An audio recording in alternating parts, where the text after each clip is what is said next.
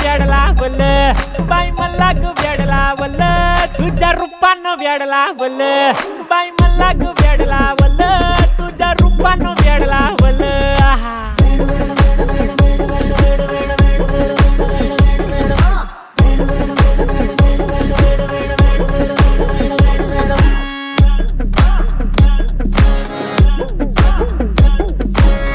झालो काम सारं सोडून आलो मी चाल तुझी मस्त म्हणे मला फॉलो मी काय करू अक्टू मला कळना ती ड्रीम करतो आणि काही दिसना काही सुचना